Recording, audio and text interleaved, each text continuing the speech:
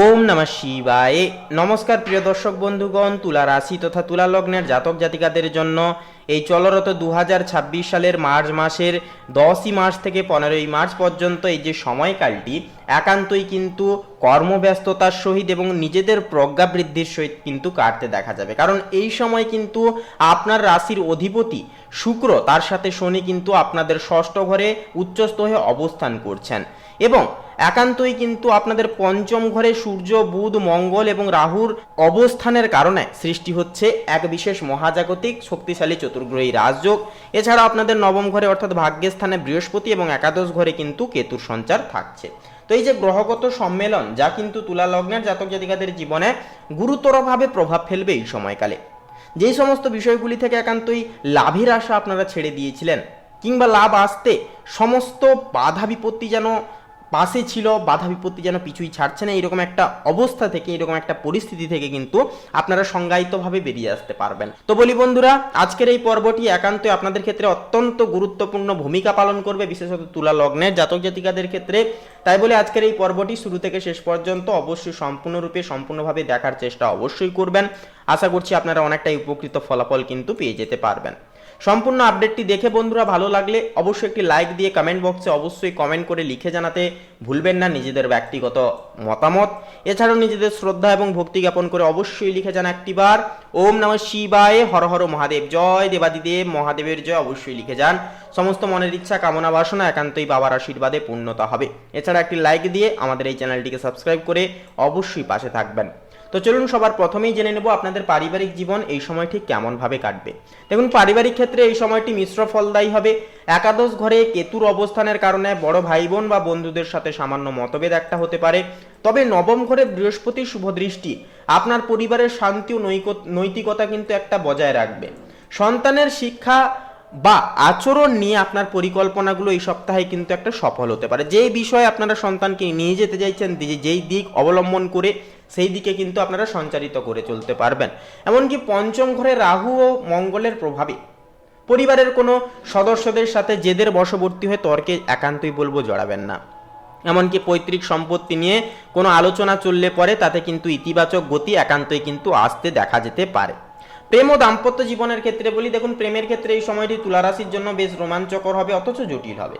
পঞ্চম ঘরে সূর্য, মঙ্গল ও রাহুর সমাবেশ প্রেমে তীব্র আকর্ষণ এবং প্যাশন বাড়াবে, কিন্তু সেই একই সাথে অহেতুক সন্দেহ বা ইগো বিবাদের কিন্তু একটা আপনাদের জীবনে সৃষ্টি করতে পারে।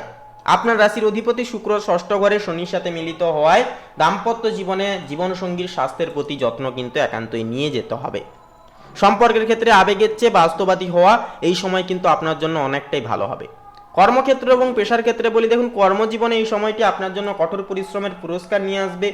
ষষ্ঠ ঘরে আপনার রাশির অধিপতি শুক্র উচ্চস্থ হয়ে শনির সাথে থাকায় কর্মস্থলে আপনার দায়িত্ব মান সম্মান বৃদ্ধি পাবে। যারা আইনজীবী, ডাক্তার, ব্যাংকিং, সমাজসেবামূলক কাজের সাথে যুক্ত আপনাদের জন্য এই সময়টি অভাবনীয় উন্নতির হবে।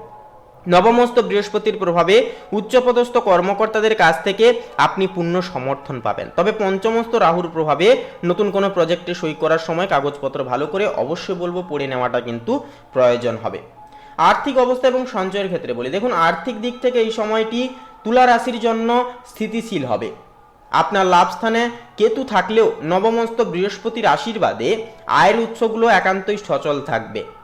শুক্রের ষষ্ঠে গমনে বিলাসিতা বা চিকিৎসার পেছনে কিছুটা অপ্রত্যাশিত খরচ হয়ে যেতে পারে। যারা বিদেশের সাথে যুক্ত ব্যবসায় জড়িত আছেন আপনারা বড় কোনো অর্ডার পেতে পারেন। এমনকি সঞ্চয়ের ক্ষেত্রে শনিদেব আপনাকে কিন্তু মিতব্যয়ী হওয়ার একটা কিন্তু শিক্ষা দেবেন। শেয়ার বাজার বা ফাটকা কারবারে এই সময় কিন্তু বড় কোনো ঝুঁকি বলবো না নেওয়াই কিন্তু ভালো হবে, বা বুদ্ধিমানের কাজ কিন্তু একান্তই হয়ে উঠবে। এরপরে যে বিষয়টি হচ্ছে বন্ধুরা, মানসিক এবং শারীরিক স্বাস্থ্যের ক্ষেত্রে বলি, দেখুন স্বাস্থ্যের দিক থেকে এই সপ্তাহে পেটের নিম্নাংশ, কোমর এবং পায়ের প্রতি বিশেষ যত্ন নিয়ে চলতে হবে। পঞ্চম ঘরে মঙ্গল ও রাহুর প্রভাবে হজমের সমস্যা বা অ্যাসিডিটি সংক্রান্ত সমস্যা কিন্তু আপনাদের ক্ষেত্রে দেখা যেতে পারে। শুক্র ষষ্ঠ ঘরে থাকায় ত্বকের অ্যালার্জি বা ইউরিনারি ইনফেকশন হওয়ারও কিন্তু একটা ঝুঁকি থাকে। মানসিকভাবে আপনি কিন্তু অত্যন্ত চনমনে থাকলেও কাজের চাপে মাঝে মাঝে স্নায়বিক ক্লান্তি অনুভব করতে পারেন। এমনকি নবমস্ত বৃহস্পতি আপনাকে মানসিক প্রশান্তি এনে দেবে, তাই নিয়মিত আধ্যাত্মিক চর্চা করা আপনার জন্য অত্যন্ত উপকারী ফল দেবে। সামগ্রিকভাবে বলবো 10ই মার্চ থেকে 15ই মার্চের এই সময়কালটি তুলা রাশির জন্য বুদ্ধিমত্তার সাথে পরিস্থিতি জয়ের এক অন্যতম সময় হবে। পঞ্চম ঘরের শক্তিশালী গ্রহপুঞ্জ আপনার সৃজনশীলতাকে তুঙ্গে নিয়ে যাবে, কিন্তু আপনার জেদ যেন সাফল্যের পথে বাধা না দেয় সেই বিষয়ে একটুকু খেয়াল রাখতে হবে। কারণ ষষ্ঠ ঘরে শুক্রের উচ্চস্থ হওয়া নির্দেশ করছে যে কর্মক্ষেত্রে সেবার মানসিকতা আপনাকে শ্রেষ্ঠত্ব এনে দেবে, অর্থাৎ সকলের পাশে দাঁড়ানো, সকলের জীবনে আলাদা আলাদা করে ভূমিকা গঠন করা নিজেদের মতো, এগুলি কিন্তু একান্তই সুনাম এনে দেবে এবং আপনাদেরকে কিন্তু একান্তই ভূমিকা পালনে সক্ষম করবে। নবমস্ত বৃহস্পতি সুরক্ষা কবচ আপনার ভাগ্যকে রক্ষা করবে, ভাগ্যের পূর্ণ সমর্থন যার দরুন পাবেন। এমনকি এই সপ্তাহে হঠকারী সিদ্ধান্ত এড়িয়ে চললে আপনি পেশাগত জীবনে বড় কোনো মাইল ফলক কিন্তু স্পর্শ করে উঠতে পারবেন। তো বন্ধুরা, আজকের এই পর্বটি এই পর্যন্ত। পর্বটি নিয়ে আপনাদের কেমন কি মতামত তা কমেন্ট বক্সে অবশ্যই কমেন্ট করে লিখে জানাতে ভুলবেন না। এছাড়াও একটি লাইক দিয়ে আমাদের এই চ্যানেলটিকে সাবস্ক্রাইব করে নিজেদের শ্রদ্ধা এবং ভক্তি জ্ঞাপন করে অবশ্যই একটি বার লিখে যান ওম নমঃ শিবায়, হর হর মহাদেব, জয় দেবাদিদেব মহাদেবের জয় অবশ্যই লিখে যান। সমস্ত মনের ইচ্ছা কামনা বাসনা একান্তই পূর্ণতা পাবে, বাবার আশীর্বাদে সমস্ত দুঃখ কষ্ট দারিদ্রতা একান্তই দূর হবে। এছাড়া বন্ধুরা একটি লাইক দিয়ে পাশে থাকতে ভুলবেন না। আপনারা ভালো থাকুন, সুস্থ থাকুন, সর্বদা সচেতন থাকুন। নমস্কার।